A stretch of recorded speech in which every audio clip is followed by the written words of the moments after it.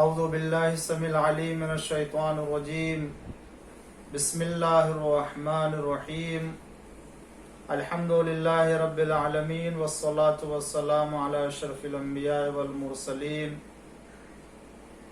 وعلی آلہ الطیبین الطاہرین واللعن الدائم علی اعدائہم اجمعین من الآن الى قیام یوم الدین. اما بعد فقد قال اللہ الحکیم فی قرآن الکریم وقولہ الحق. بسم اللہ الرحمن الرحیم فی بیوت اذن اللہ ان ترفع ویذکر فیہ اسمہ. ناظرین اکرام اور سامعین اعظام، ایک بار پھر سے ہم تمام موالیان اہل بیت علیہم الصلاۃ والسلام کے دلوں میں انہدام جنت البقیع کی نسبت سے غم اور حزن بھر گیا ہے. کیوں؟ اس لیے کہ ہر سال کی طرح سے جب ماہ شوال کی 8 تاریخ آتی ہے تو ہم تمام شیعوں بلکہ وہ تمام مسلمان کے جو اہل بیت علیہ السلام اور اصحاب پیغمبر صلی اللہ علیہ وآلہ وسلم اور خاندان پیغمبر صلی اللہ علیہ وآلہ وسلم سے محبت عقیدت رکھتے ہیں کہ جہاں پر اکابرین، بزرگان، معصومین علیہ الصلاۃ والسلام کی قبریں جنت البقیع میں تھیں اور ان کے مزارات عالی شان قبے تعمیر تھے، مگر یہ 8 شوال 1344 ہجری کا وہ سیاہ دن تھا کہ جب وہابی کارندوں نے، اس کے حاکم نے، اس کے گورنروں نے جب مدینے پر قبضہ کیا تو مدینے کے تمام دیگر مشاہد مشرفہ کی طرح سے جنت البقیع اور جنت البقیع میں وہ تمام مزارات کے جو صدیوں سے تعمیر تھے اور تمام مسلمانوں کے لیے زیارت گاہ بنی ہوئی تھیں، انہیں بے دردی سے شہید کر دیا اور منہدم کر دیا. یہ دن ہم تمام شیعوں کے لیے غم کا دن، لہذا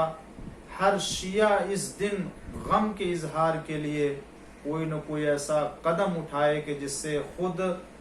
شیعوں کو بھی احساس ہو، خود اپنے آپ کو بھی احساس ہو، گھر والوں کو بھی احساس ہو کہ ہاں آج کے دن غم کا دن، اور واقعاً یہ غم کا دن ہے. اس لیے کہ جنت البقیع میں وہ بزرگ ہستیاں، معصوم امام کی قبریں جن کو آج زمین کے برابر کر دیا ہے، کہ جن کی مثال روئے زمین کے اوپر اس زمانے میں بھی نہیں تھی اور اس زمانے میں بھی نہیں ہے. مگر میں یہ پوچھنا چاہتا ہوں ان تمام نادان لوگوں سے، ان تمام مسلمانوں سے جن لوگوں نے یہ کام کیا اور آج بھی ان کی حمایت کرتے ہیں اور نہیں چاہتے کہ جنت البقیع تعمیر کی جائے، آخر کیا وجہ ہے؟ کوئی وجہ تو ہونی چاہیے. کس دلیل کی بنا پر، کس حکم کی بنا پر، کس حکمت کی بنا پر، کس امر کی بنا پر اصحاب پیغمبر، خاندان پیغمبر، اہل بیت پیغمبر، ائمہ معصومین علیہ الصلاۃ والسلام کے قبروں سے دشمنی کی گئی اور ان کو زمین کے برابر کر دیا گیا؟ اگر قبروں کو تعمیر کرنا، قبروں کے اوپر گنبد بنانا، اگر قبروں کی زیارت کرنا بدعت ہے، شرک ہے، تو بھی ہر جگہ شرک ہونا چاہیے. مگر ہم تو دیکھتے ہیں کہ انہی دنوں میں، چند دنوں کے بعد شاہ فہد بن مسعود اور شاہ فہد بن سعود نے جب امریکہ کا دورہ کیا تھا اس وقت، تو وہاں پر سب سے پہلا جو امریکہ کا پریزیڈنٹ تھا جارج واشنگٹن، اس کے قبر پر اس کو جب لے جایا گیا تو وہاں اس کے قبر کے اوپر پھول چڑھائے، احترام کیا. اور اسی طریقے سے دیگر وہاں کے قبرستانوں میں جب لے جایا گیا تو یہی وہ لوگ تھے کہ جنہوں نے جا کر کے پھول کی چادریں چڑھائیں. اور آج بھی جب جاتے ہیں تو ان کو قبر پر لے جایا جاتا اور احترام کیا جاتا ہے. کیا صرف تم کو اہل بیت علیہ الصلاۃ والسلام کی قبر مبارک اور ان کے مزارات سے دشمنی ہے؟ نہ قرآن میں ایسا کوئی حکم ہے، نہ حدیث پیغمبر میں ایسا کوئی حکم ہے، نہ سیرت علماء میں ایسی کوئی چیز پائی جاتی ہے، نہ اسلاف میں کوئی ایسا عمل پایا جاتا ہے جس کی بنا پر کہا جا سکے کہ قبروں کی تعمیر یا قبروں کے اوپر گنبد بنانا جائز نہیں ہے، یا مسجد بنا کر کے وہاں پر عبادت کرنا۔ عبادت خدا کی ہوتی ہے، گنبد بنا کے اگر وہاں زیارت ہوتی تو اس کی زیارت ہوتی ہے اور خدا سے تقرب حاصل کرتا ہے انسان مسلمان۔ آج حضور اکرم صلی اللہ علیہ وآلہ وسلم کے قبر مبارک آیا مسجد پیغمبر کا حصہ ہے یا نہیں ہے؟ کتنا بڑا حصہ حضور اکرم کے حجرہ اور حضور اکرم کے وہ جگہ، وہ کمرے جہاں پر آپ کی ازواج رہا کرتی تھی، وہ سب آج مسجد کا حصہ ہے۔ آیا ان تمام حصوں کو مسجد کا جز قرار دیا گیا یا نہیں دیا گیا؟ اسی طریقے سے خانہ کعبہ جو ہجر اسماعیل کا حصہ جو یو کی طرح سے بنا ہوا ہے، وہ پورا حصہ قبرستان ہے۔ جناب اسماعیل کے قبر ہے، جناب اسماعیل کی والد گرامی کے قبر ہے، نہ جانے کتنے انبیاء کے قبر ہے، اور آج مسلمان اسے طواف کر کے اس کا احترام کرتا ہے۔ اگر شرک ہوتا تو اسے جو ہے وہ کسی بھی شکل میں شامل نہ کیا جاتا، مگر کوئی حاجی اگر اس حصے کو نہ طواف میں شامل کرے تو اس کا طواف نہیں ہے۔ اب ہے کوئی مسلمان جو کہے کہ یہ قبر کا احترام ہوا جا رہا ہے لہٰذا اس کو جو ہے وہ بالکل سے ختم کر دیا جانا چاہیے، یا یہ کہ اس کو طواف میں شامل نہیں کرنا چاہیے؟ اللہ تعالیٰ قرآن میں حکم دیتا ہے کہ فی بیوت اذن اللہ ان ترفع، ان گھروں کی بلندی کی تمہیں اجازت دی جاتی ہے، اللہ اجازت دیتا ہے کہ ان کو بلند کیا جائے۔ کس بیت کے بلندی کی بات کی جا رہی ہے؟ یہاں مراد مسجد نہیں ہے، خداوند عالم نے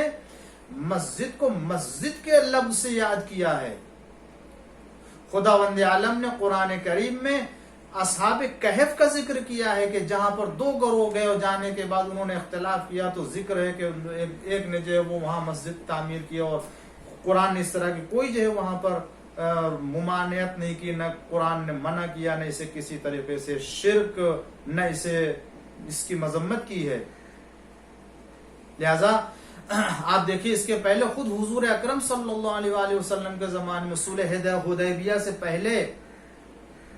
ایک صحابی ابو بصیر تھے جن کی قبر جو ہے وہ تعمیر کی گئی، عمارت بنائی گئی۔ رسول اللہ کے زمانے میں رسول اللہ نے دیکھا، رسول اللہ نے مشاہدہ کیا، نہ منع کیا، نہ آپ نے روکا اس کو کسی طریقے سے۔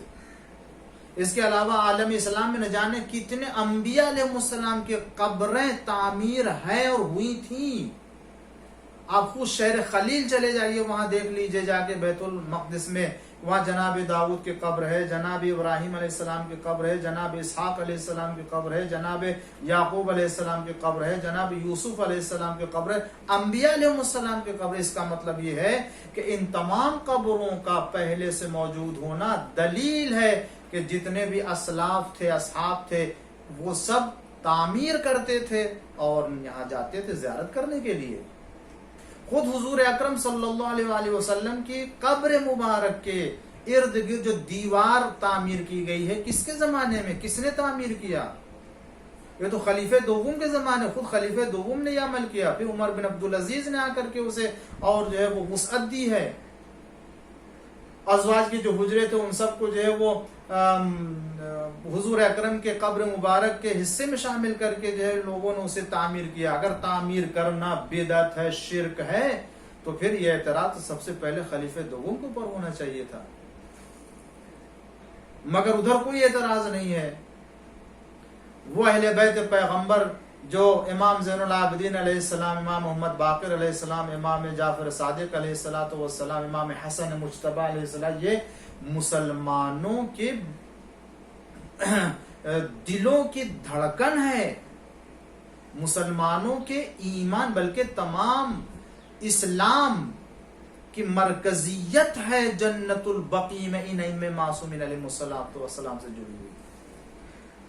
لہذا ہم تمام مسلمان جو بھی اہل بیت علیہ السلام سے عقیدت رکھتا ہے، محبت رکھتا ہے، چاہے وہ اہل سنت ہو یا اہل تشیع ہو، یا وہ افراد کے جو کہتے ہیں کہ ہم اہل بیت سے محبت کرتے ہیں، تو تمہیں اہل بیت کی محبت کا واسطہ ہے کہ تم آؤ دیکھو جنت البقیع میں کس طریقے سے یہ بغیر گنبد کے بغیر، مزار کے بغیر جو ہے وہ چراغ کے کس طریقے سے ان کی قبر ویران ہے،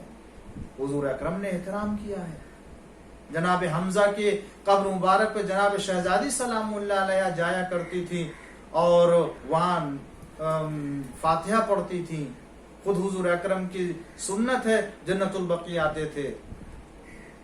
تو نہ قرآن سے، نہ حدیث سے، نہ سیرت علماء سے، نہ اسلاف کسی بھی عمل سے یہ ثابت نہیں ہوتا ہے کہ جنت البقیع کی مزاروں کو مسمار کر دیا جائے اور قبروں کے اوپر اگر کوئی گنبد یا مزار بنائی جائے، دیوار کھڑی کی جائے تو بدعت ہے، ہرگز نہیں، بلکہ یہ تمام عمل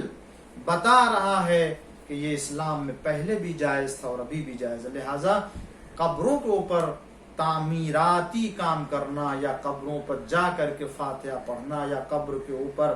گنبد بنا کے وہاں عبادت کرنا خداوند عالم کی، یہ عین تقرب پروردگار کا ذریعہ ہے۔ نہ یہ کل بدعت اور شرک رہا، نہ آج ہے، نہ اس کے پہلے ہونے والا ہے۔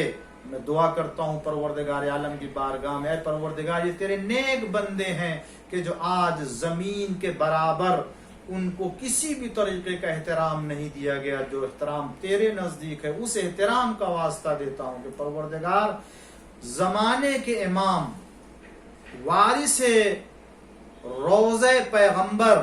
وارث جنت البقیع، وارث کعبہ، وارث قرآن، امام مہدی اجل اللہ تعالی فرج الشریف کے ظہور میں تعجیل فرما اور ہم سب اپنی آنکھوں سے جنت البقیع کے اہم ترین معصومین کے قبروں کو تعمیر ہوتے ہوئے دیکھ لیں اور امام زمانہ اجل اللہ تعالی فرج الشریف ان تمام مظالم کا انتقام لے اور ہم ان کے لشکر میں شمار کیے جائیں۔ وصلی اللہ علی محمد وآلہ وآلہ